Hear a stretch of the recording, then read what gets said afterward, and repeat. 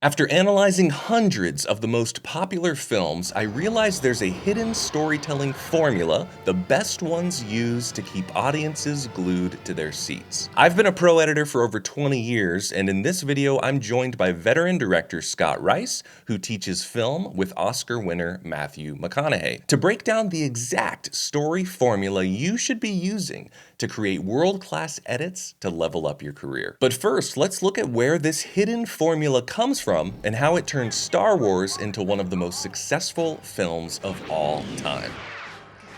Scott, before we share the exact steps in the formula, can you give a little background of where these formulas originate from? Yeah, I mean, we're going to combine basic three-act structure, with which probably most of you understand, but we're going to review it, and we're going to overlay what we call mythic structure, is what also we call the hero's journey. And that was first described in this Joseph Campbell book, The Hero with a Thousand Faces. And that's the book that George Lucas read before he wrote Star Wars. And that's why Star Wars connected on a visceral level with audiences, because he was tapping into storytelling techniques that go back for thousands of years. Take a second to click the link in the description so you can download your free PDF of this exact storytelling formula. So stage one in the hero's journey is the ordinary world. And that's where we meet the hero in their ordinary existence, how they're living before the adventure begins. And in Star Wars, that's when we meet Luke Skywalker on the planet of Tatooine, and he's basically a bored farmer. So truly an ordinary existence. Scott, can you expound on that? Well, I just think it's kind of funny how we talk about the ordinary world in Star Wars, because of course, when Star Wars opens, we have this amazing Star Destroyer flying over the camera, and it feels nothing like an ordinary world. But that's, I think, partly why we get away with meeting Luke Skywalker later in the story. Ideally, you would meet the protagonist before the inciting incident, so within the first 10 minutes of the movie. In Star Wars, we meet him, where, Austen? A little bit later, right? The 17-minute mark. So 17 minutes, so that's like 14% into the movie. That's very unusual. And I think the reason it works is because in Star Wars, you have to establish this kind of extraordinary world, or at least a world we're not used to, where there's Star Destroyers and space battles and a princess and droids and a villain called Darth Vader, before we get to the protagonist who just lives and works on this boring farm. Now we're going to talk about another stage of the hero's journey called meeting the mentor. And it's just what it sounds like. It's when the hero or protagonist meets a guide on their journey. And in our case, we have one of the most well-known mentors and guides of all time, Obi-Wan Kenobi himself. Scott, please talk about meeting the mentor.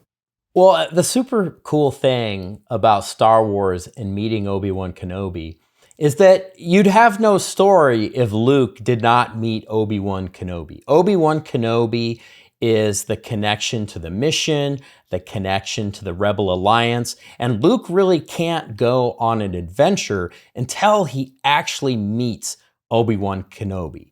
And interestingly, when he meets his mentor, when Obi-Wan basically comes and wakes him up after Luke has that encounter with the Sand People, that is the 30-minute mark of the movie.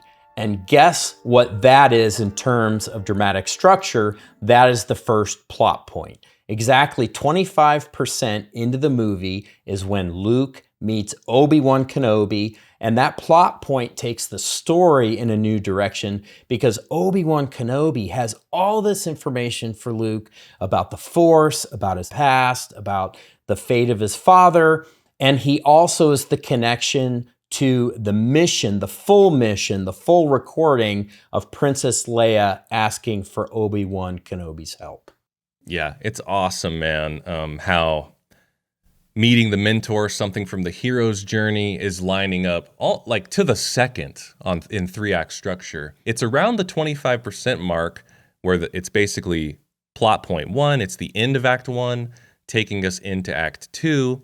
And the reason we're giving you a percent, 25%, is because that can be applied to any edit. Absolutely. So if you're making a 4-minute short film, it happens at the very end of minute 1. And it doesn't have to be, the reason why people have trouble applying plot points to commercials and other short form work is because they think something huge has to happen, like a big event. Like in a movie, sometimes it's a terrorist attack or it's a big revelation. But in a smaller story, it can be a small event as long as it takes the story in a new direction. And in Star Wars, it's just meeting someone. There isn't a huge event, but it's a significant event in terms of taking the story in a new direction. And we realize there's this gravitas, there's clearly our mentor, and we want to see what he has to say. Come here, my little friend. Let's move on to another stage, which is known as the call to adventure. And this is literally when the hero is invited on his journey. And in our case, it's an invitation from Obi-Wan asking Luke to join him on his mission. So Scott, please expound on that and explain a little bit about the call to adventure in Star Wars. Yeah, so we have this plot point, as we mentioned, where we meet Obi-Wan Kenobi, then we move into Act 2 of the story. And there's this scene where Luke and Obi-Wan just sit in Obi-Wan's house. We learn some exposition about what the Force is, what happened to Luke's father, and the most important thing is we learn more about the mission that Leia is giving to Obi-Wan to bring these plans to this space station back to the rebellion to ensure the continued safety of the rebellion. What happens is Obi-Wan invites Luke on this adventure to accompany him to Alderaan. And that is the call to adventure that happens right there in the beginning of Act 2. I choose this as the call to adventure because I feel like it's setting up what Act 2 is going to be about. So the first message that Luke hears from Leia is simply, "Help me, Obi-Wan Kenobi. You're my only hope." And it's not really clear exactly what the mission is, what's going to happen, what exactly Luke has to do or sacrifice. But it's really not until Obi-Wan Kenobi himself says, "You got to accompany me on this mission to save the rebellion against the Empire." It's not until that point, 6 minutes in Act 2, that we really know the stakes of the story and that Luke himself actually knows the dangers of this mission and what he's going to have to sacrifice to accept this call to adventure. I totally agree. That first message from Leia is just too mysterious to be a call to adventure. The call to adventure here lines up perfectly with, as we overlay it onto 3-act story structure, about 30% into the movie, a few minutes into Act 2, is when the true call to adventure starts, and we can go on this journey of Act 2. And it reads so much better as a call to adventure, too. Obi-Wan literally says, "You must learn the ways of the Force if you're to come with me to Alderaan." This call to adventure from Obi-Wan sets us up perfectly for the next stage we're going to talk about, which is known as the refusal of the call. Yeah, and that happens immediately. I mean, in the next breath, Luke Skywalker tells Obi-Wan Kenobi, "Alderaan? I'm not going to Alderaan. I've got to get home. It's late. I'm in port as it is." I need your help, Luke. She needs your help. I'm getting too old for this sort of thing. So he's got all these excuses for saying absolutely not. And, in that moment, Obi-Wan, out of respect for Luke, says, you must do what you feel is right. And he accepts Luke's refusal of the call. But it's very clear that Luke doesn't believe in himself. Absolutely. He lives in a small world. He's intimidated by this big thing. He's more worried about what his uncle thinks, okay, and staying on the farm and helping. So his headspace is wrong, and that's what the refusal of the call does. It kind of sets the baseline for the character. Here's where he's starting out. And then we have this whiny farm boy who only cares about getting his chores done on time so he doesn't get in trouble with his uncle, saves the galaxy by the end of the movie. So that's a huge character arc, but it's set up by that structural piece of that refusal of the call to adventure. And that brings us to the next stage of the hero's journey, which is crossing the first threshold. Scott, can you talk a little bit about that and what scene that is, or what line of dialogue that is in Star Wars? Yeah, absolutely. So crossing the first threshold usually lines up with the beginning of Act 2. But in Star Wars, it's 42 minutes into the movie, which is about 35% into the movie. So it's a little later, but still toward the beginning of Act 2. And basically what happens in the movie is stormtroopers kill Uncle Owen and Aunt Beru, and Luke really has no family anymore. So there's nothing left for him on Tatooine, and he accepts the call to adventure, and he tells Obi-Wan Kenobi, I want to come with you to Alderaan. There's nothing for me here now. I want to learn the ways of the Force and become a Jedi like my father. and boom, that is a powerful statement. And we know we're off and running. We have this little moment that really takes the story into an even new direction. And crossing the first threshold is leaving Luke's farm, leaving the ordinary world, and going into an extraordinary world. And the crossing of that first threshold is going to Mos Eisley, which, Obi-Wan says, You will never find a more wretched hive of scum and villainy. We must be cautious. sure enough, when they get there, they experience this really weird place. It's a busy city. Luke is not used to it. And very quickly, we go into a bar and we have that amazing, famous cantina scene where you see all the aliens and you see all these weird creatures and characters. And you really feel like you're in an extraordinary world, at least from Luke's perspective. And that brings us to another stage of the hero's journey, which is known as tests, allies, and enemies. Scott, can you speak to that stage a little bit? Well, right when he gets to Mos Eisley, he's confronted by stormtroopers directly for the first time. And they ask, where'd you get these droids? And Obi-Wan has to use the Force to say, these aren't the droids you're looking for. These aren't the droids you're looking for. So that's an immediate test with enemies. He goes right into the cantina and he's almost killed by some alien that doesn't like him. And again, Obi-Wan has to defend him. It's a different world. It's a different world. It's dangerous. It's scary. There's like danger lurking around every corner. It's really fun. It's really great, but it's dangerous for Luke. So he confronts these foes, but he also meets allies. So obviously very quickly, and again, this all happens in the cantina scene. It's almost like, George Lucas read about tests, allies, and enemies and did that with the cantina scene. He built it all in. Built it all in. Like right as we cross the first threshold, we're in the extraordinary world, and then boom, allies, foes, tests, enemies, all that good stuff.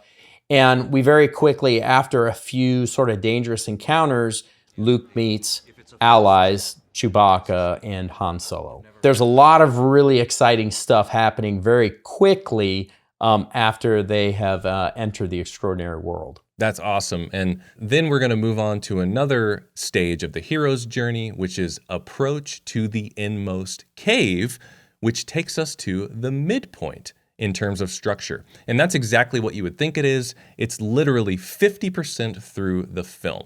So Scott, can you talk about what happens at the approach to the inmost cave and also the importance of a midpoint in a story? You have this first act that's a quarter of the movie, and then you have Act 2, which is 50% of the movie, which is a big chunk. And some people kind of get lost. The story can kind of meander in the middle of Act 2 because Act 2 is just simply so long. And the great solution to that is just put a plot point in the middle of the movie. Take the story in a new direction, right smack dab in the middle of Act 2. And, I like to call that plot point effectively the midpoint, where something really significant happens. And here's what happens in Star Wars, okay? They come out of hyperspace and they're coming up on Alderaan, and they're like, great, we're going to deliver the plans in R2-D2 to the Princess Leia on Alderaan, like we all agreed, and guess what? They realize Alderaan has been blown up. So you have this huge problem that hits right in the middle of Act 2, and right after they realize that Alderaan no longer exists, they see what they at first think is a small moon, but turns out to be a space station, which is the Death Star. It's an amazing moment, and it's terrifying. It's like you kind of take it for granted after you've seen Star Wars a bunch of times, but they immediately start getting pulled into the Death Star, the most terrifying place in the entire galaxy. And that becomes the approach to the inmost cave, the scariest place, the lair where the dragon lurks, where there's going to be a showdown with the strongest enemy you can possibly imagine. And in this case, it's Darth Vader inside this unbelievably powerful Death Star. And that happens 64 minutes into the movie, very close to 50% of the way, the halfway mark. And we're just like, okay, I'm going to keep watching this movie because the story is definitely going in a very crazy, interesting new direction at this point. And they are literally, the tractor beam is pulling them into the Death Star. So the fact that this is called Approach to the Inmost Cave, it's such a cave-like thing. And then as we go further in the hero's journey, they go deeper into this cave, the belly of the beast, as it were. And so it's so fun how it lines up with this story structure. And that brings us to our next stage of the hero's journey, which is called the ordeal. So Scott, can you tell us when that happens in Star Wars and a little more about the ordeal and what it means for the story? Yeah, the ordeal, sometimes known as the supreme ordeal, is a moment where the main character appears defeated or even appears dead. Yeah. And in Star Wars, it's when our heroes end up in the trash compactor. And there's this monster under the water in the trash compactor, and the monster pulls Luke under the water, and it feels like perhaps he had drowned. It feels like he died. He literally had this metaphoric death. He went under the water, and then he almost has this rebirth. He comes out of the water, and he's resurrected. And that's the supreme ordeal, where we have this moment where we feel like all is lost for the protagonist, that this person has actually died. But the scene doesn't end there.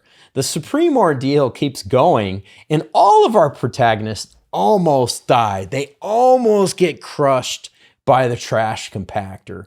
And interestingly, there's a second moment of jubilance when R2-D2 is able to stop the trash compactor. They all start screaming and yelling and celebrating, and of course C-3PO thinks that they're dying in agony, but really they're happy. And it's the first time they're really happy together, and they hug each other. So I also think of the survival of all the heroes as a part of the ordeal in this film. I did want to talk about, as we kind of overlay 3-act structure with the hero's journey, I wanted to talk about Obi-Wan's duel with Vader. And because I think that corresponds to one of my favorite or most important pieces of the 3-act structure, which is the end of Act 2, and it's often called the Big Gloom. And I was hoping you could unpack that a little bit. The Big Gloom, and again, you can already kind of see we get these highs and lows, we get these happy moments, we get these sad moments, we go up and down. But the Big Gloom is probably the saddest moment of the movie. And it's right at the end of Act 2, before we have a plot point that thrusts us into Act 3. And before we talk about that plot point, the Big Gloom in Star Wars is the death of Obi-Wan Kenobi. And that is so significant because Obi-Wan, remember, Obi-Wan meeting Luke is what thrusts us into Act 2 and makes the story go. So it's very powerful at the end of Act 2 to have him die. It's very shocking. For those of you who don't know, Obi-Wan Kenobi survived through the end of the film in the original script. And George was smart enough to say, you know what, at the end of Act 2, we need a big gloom moment. We need a downer. We need a sad moment where something is taken away from our heroes as they go off to finally face the big bad Empire and the Death Star. And we have, at the beginning of Act 3, another stage of the hero's journey, which is known as the reward. So Scott, can you define that for us and then explain what the reward is in Star Wars? Sure. So the reward is when the hero earns a prize or achieves a victory. And the victory in Star Wars is a very quick victory. After Obi-Wan is killed, Luke Skywalker, while he's shooting at stormtroopers, decides that it's probably smart to get on the Millennium Falcon and let Han Solo pilot the ship out of the hangar. And at that point, he has gotten out of the Death Star. The tractor beam has been turned off by Obi-Wan. Presumably they can escape. And on board he has Leia, who he wanted to rescue, and then R2-D2 with the plans to the Death Star. So they've fulfilled at that point, help me Obi-Wan Kenobi. They have Leia, they have the plans. Then there's this thing, number 10, called the road back. So the road back is where the hero begins that return journey, but facing obstacles. So that's when that awesome dogfight happens between the Millennium Falcon and the TIE fighters. So there has to be some kind of obstacle as they're getting back to the destination, which is the hidden rebel base. Well, now that we're in a new act, we want rising action. So even though we start with the reward, we have to up the stakes because we're trying to catapult the audience into the climax. And again, it's so funny, the breakneck pace of Star Wars. You have Obi-Wan killed. That is the big gloom. Then Luke jumps onto the ship and they get out of the hangar. That's the beginning of Act 3, okay? That's the reward. They've escaped the Death Star, but then they got to go on this road back. So Luke has about a half a second sitting there going, Can't believe he's gone. Immediately Han Solo runs in. Come on, buddy, we're not out of this yet. Then they got to run to the turrets and start blowing up TIE fighters. It just moves so fast. But George Lucas stuck so carefully to the hero's journey, mythic structure. He put all these elements, he very beautifully combined the hero's journey with 3-act traditional story structure. And that's partly why Star Wars works so beautifully. That takes us to the next stage of the hero's journey, which is called the resurrection, where the hero has to undergo a final transformative test.